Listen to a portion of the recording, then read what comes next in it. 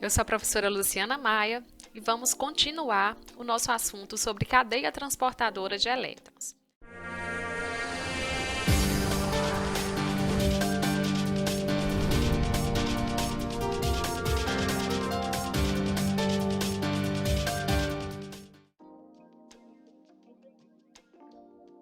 Como nós já falamos anteriormente, a cadeia transportadora de elétrons, ela é a última etapa lá no processo da respiração celular. Essa etapa vai acontecer exatamente aqui, olha, na membrana interna da mitocôndria.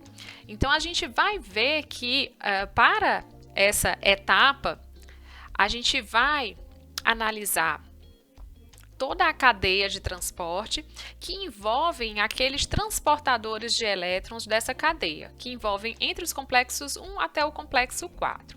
Então, aqui a gente pode observar que toda essa etapa, ela envolve esses transportadores, envolve a enzima ATP sintase, e a gente tem aqui uma gama de acontecimentos. Então, dessa forma, é muito importante a gente compreender a anatomia dessa organela, compreender o funcionamento dessa organela. Essa organela que é tão importante. E a gente vai ver aqui no metabolismo animal que o papel metabólico das mitocôndrias ele é muito importante. Ele é crucial, na verdade, para o funcionamento da célula.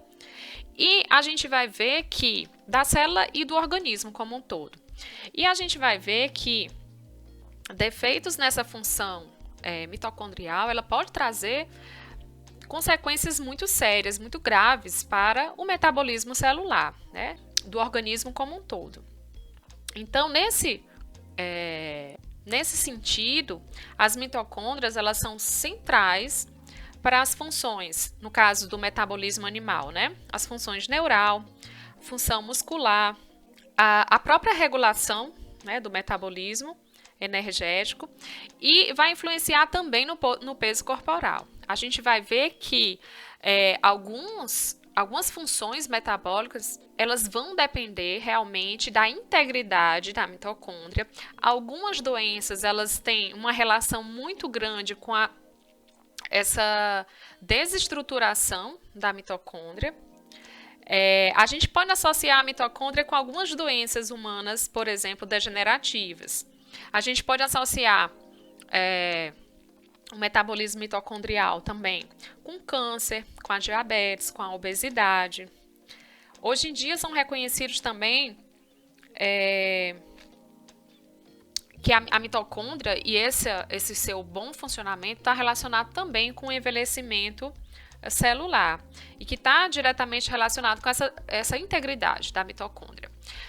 Atualmente, a gente também tem uma associação aí da COVID-19 com a mitocôndria. Então, a gente tem aí esse metabolismo mitocondrial também muito, muito importante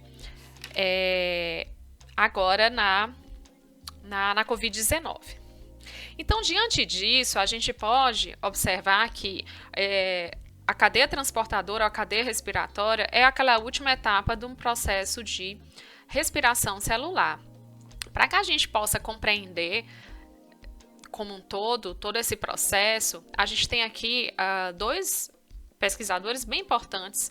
Esse primeiro aqui, que é o Leininger, né, Albert Leininger.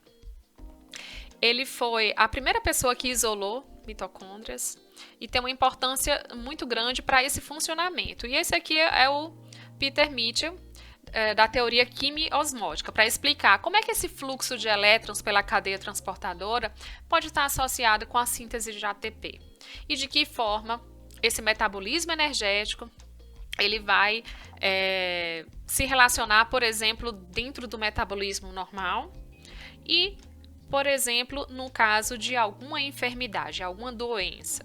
Então, todo esse funcionamento, esse conhecimento bioquímico da mitocôndria, né, do processo respiratório, dos componentes, né, dos transportadores, das coenzimas. Então, a gente tem, para compreender a função da mitocôndria, a gente precisa compreender essas estruturas. E dentro do metabolismo animal e humano, a gente tem muitas doenças relacionadas com alguma mutação ou com algum mau funcionamento de alguma enzima dentro desse processo. Então, por isso que é muito importante a gente observar esse metabolismo mitocondrial.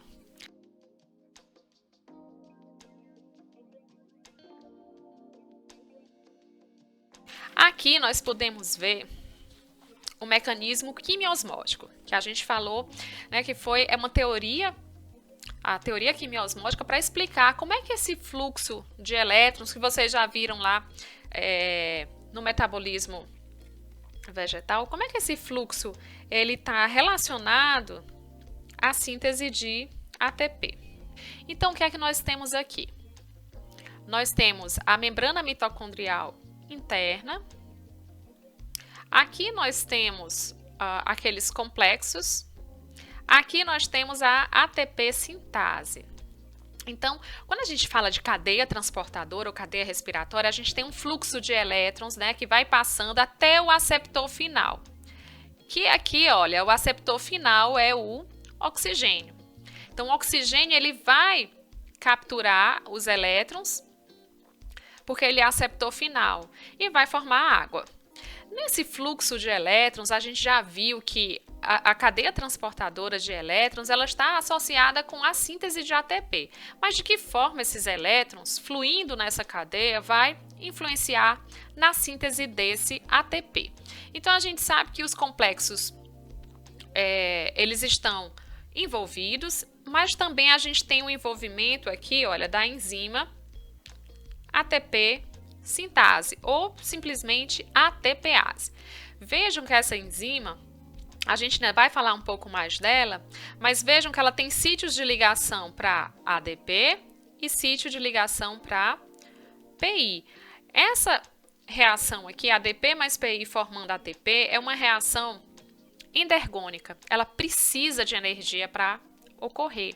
E de onde é que vai vir essa energia? Vai vir justamente do gradiente eletroquímico de prótons. Eletroquímico de H+. Então, o que é que vai acontecer?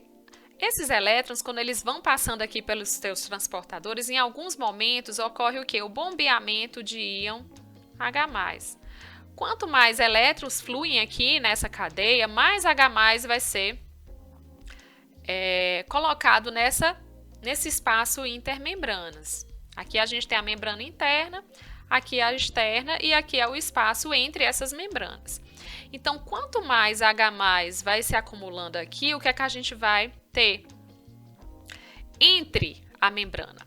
Então, a gente vai ter o que a gente chama de um gradiente químico, porque a concentração de H+ nessa região vai ser maior do que a concentração de H+ aqui. Então, vai formar o que a gente chama de um gradiente químico. E vocês lembram que onde há uma tendência natural de onde está mais concentrado e para onde está menos concentrado. Então, vai ter o quê? Uma tendência desses H+ voltarem por conta do gradiente químico. Ao mesmo tempo, quando se acumula esses H+ aqui desse lado da membrana, esse lado da membrana tende a ficar o quê? Mais positivo. E aqui dentro, mais negativo. Então, a gente formou um gradiente elétrico. Então, a gente vai ter aqui um componente químico e um componente elétrico, né, desse gradiente. Então, a gente vai dizer que a gente forma um gradiente eletroquímico de H+. Esse gradiente vai ser a força, também chamada de força próton motriz ou próton motora. Então, vai fazer o quê? Vai ter uma tendência natural desses H+ passarem para dentro. Só que a membrana, se vocês lembrarem, a membrana da mitocondrial interna, ela é extremamente impermeável. permeável. Então, ela não tem como, esses H+, eles não têm como passarem pela membrana diretamente. Mas aí ela tem uma passagem que é justamente pela ATP sintase. Então, essa enzima ela tem sítios de ligação para ADP e sítio de ligação para PI. Então, quando esses H+ passam aqui por dentro, eles vão dar energia suficiente para que essa enzima ela mude a conformação dela, ela gira como se fosse um rotor, e ao girar ocorre o quê? A aproximação e a energia proveniente para a síntese do ATP. Então, essa ligação, né, entre o fluxo de elétrons, o bombeamento de íons H+, a formação do gradiente eletroquímico que vai gerar essa força próton-motriz para que esses H+ eles passem concomitante com essa modificação aqui conformacional da ATP sintase, que propicia o quê? A síntese de ATP. Então, é dessa forma que a síntese de ATP a gente pode correlacionar com a cadeia transportadora de elétrons. Aqui nós temos algumas das reações importantes catalisadas desidrogenases ligadas a NAD, tanto NADH quanto NADPH. Então, a gente tem aqui, ligadas ao NAD, a gente tem aqui algumas dessas reações que nós vimos, ligadas a NADP e ligadas ou ao NAD ou ao NADP. Então, vocês podem observar aqui várias dessas reações que ocorrem dentro desse metabolismo, que já foram discutidas anteriormente, né? Umas delas lá no ciclo do ácido cítrico ou na glicólise. Dentro desses transportadores aqui, né, na cadeia respiratória, a gente tem a ubiquinona, que é uma molécula super importante. Aqui ela está na sua forma totalmente oxidada e aqui ela está na sua forma totalmente reduzida, como o biquinol. E aqui ela está como semiquinona, onde ela está parcialmente reduzida. Aqui nós temos outros grupos prostéticos, né, desses citocromos. A gente vai ver a importância, por exemplo, do ferro, a formação dos grupos M. Aqui a gente tem o MA, o MC e a importância também dos centros de ferro e enxofre. Então, a gente tem a presença desses grupos ferro e enxofre muito importantes aqui no metabolismo energético presente aqui. Então, é importante vocês observarem e identificarem esses centros de ferro e enxofre. E aqui a gente tem os potenciais de redução padrão da cadeia respiratória. Então, a gente já falou que a cadeia respiratória ela envolve o quê? Vários transportadores. E os elétrons eles vão fluindo de um transportador para outro. Então, aqui a gente pode observar, por exemplo, a capacidade de receber elétrons, por exemplo, do NAD, do NADP. Então, esses valores aqui, ó, quanto maior o valor, maior essa capacidade de receber elétrons. Vejam que aqui, olha, o oxigênio, ele está aqui no valor maior. Por isso que ele é o quê? O aceptor final. É importante também a gente destacar aqui que nem sempre esses valores eles são os valores reais observados dentro da célula, porque você vai ter também uma diferença aí na concentração dele da forma reduzida ou oxidada. Então, uma outra forma de analisar, e aí, qual seria a ordem, né, de transferência de elétrons dentro dessa cadeia? Por exemplo, em relação a citocromo, qual deles vai receber o elétron antes e qual deles vai receber, por exemplo, depois, em relação a essa sequência? Então, um dos métodos, né, para se identificar, para se determinar essa sequência, era colocando moléculas que vão influenciar nessa transferência, são inibidores dessa rota. Então, por exemplo, a gente tem aqui, olha, A partir da utilização, foi possível observar essa sequência que a gente vai ver aqui. A sequência que é de NAD, H, quinona, ubiquinona, citocromo B, citocromo C1, C, A3 e oxigênio. A rotenona, ela inibe a rota nesse ponto aqui. Então, esse aqui está na sua forma reduzida e os outros vão estar na sua forma oxidada, porque a transferência de elétron foi bloqueada nesse ponto aqui, ó. Entre o citocromo B e o citocromo C1, a gente tem aqui atuando, olha, a antimicina, que também é um inibidor dessa cadeia. Mas vejam que cada inibidor ela vai atuar num certo ponto da cadeia. E aqui, por último, a gente tem o cianeto ou o monóxido de carbono, que eles conseguem bloquear aqui, eles têm uma alta afinidade por elétrons e eles conseguem capturar esses elétrons, impedindo dessa forma que o oxigênio consiga se reduzir.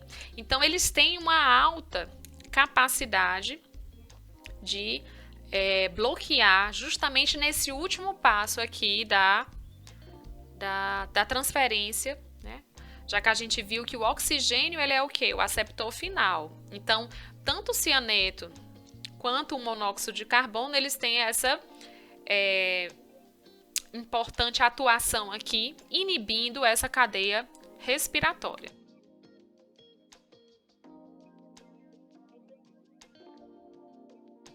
Esses carregadores, né, os carreadores de elétrons, eles atuam em complexos multienzimáticos. A gente já falou deles anteriormente, vamos só revisar aqui. O complexo 1, anádio desidrogenase, complexo 2, succinato desidrogenase, complexo 3, que envolve a ubiquinona, citocromo C, óxido redutase. A gente tem ainda o citocromo e, como complexo 4, a citocromo oxidase. Então, vejam aqui aqueles grupos prostéticos que a gente já tinha falado anteriormente. Lembrando aqui, olha, as funções dos elementos aqui, ferro, enxofre e cobre. Eles têm uma importância muito grande dentro do metabolismo energético. Aqui a gente pode ver a separação desses complexos, né? Algumas técnicas utilizadas para verificar a presença desses complexos, que muitas vezes eles estão também associados. Então, aqui a gente tem um resumo do fluxo de elétrons pelos 4 complexos. Complexo 1, 2, 3, 4. A citocromo oxidase, passando os elétrons para o oxigênio, formando a água. E a gente vai ver que alguns agentes eles podem interferir nessa fosforilação oxidativa. Então, a gente tem aqui, por exemplo, o cianeto e o monóxido de carbono, que a gente viu agora, que eles vão inibir a citocromo oxidase. Aquela última fase, né, quando vai passar para o oxigênio. A antimicina A, que vai bloquear a transferência de elétrons entre o citocromo B e o C1. A gente tem outros aqui que impedem a transferência de elétrons do centro ferro-enxofre até a ubiquinona, como a gente pode ter aqui o mixotiazol, a rotenona, a mital, a persidina A. A gente vai ter também inibição especificamente da ATP sintase. A gente ainda vai falar dela, mas aí a gente já coloca aqui que a ATP sintase ela está dividida em duas partes principais, o setor F1 e o setor FO. O setor FO ele é inibido pela oligomicina, a venturicidina e o F1, a aurovertina. A gente vai ver que cada um dessas partes aqui, né, da enzima, tem uma função bem específica no metabolismo. Então, aqui é onde a gente vai observar a formação do ATP, mas aqui é por onde os H+, eles atravessam diretamente a membrana. E o DC CD, que vai fazer o quê? O bloqueio do fluxo de prótons. E a gente tem algumas outras moléculas que são chamadas de, olha só, desacopladores, né? Eles vão atuar justamente desacoplando a fosforilação e a transferência de elétrons. Vejam que pela teoria quimiosmótica a gente tem o fluxo de elétrons acoplado com a fosforilação, né, com a síntese de ATP. Então, o que é que esses desacopladores eles vão fazer? Por exemplo, o FCCP e o DNF, eles são carreadores hidrofóbicos de prótons. Já a valinomicina é um ionóforo. E a gente ainda tem aqui a proteína desacopladora, por exemplo, no tecido adiposo marrom. Ela vai formar poros condutores de H+, né, de prótons, na membrana mitocondrial interna, desfazendo aquele gradiente. E a gente pode ter também a inibição da troca ATP-ADP. Então, ele vai inibir a adenina nucleotídeo translocase.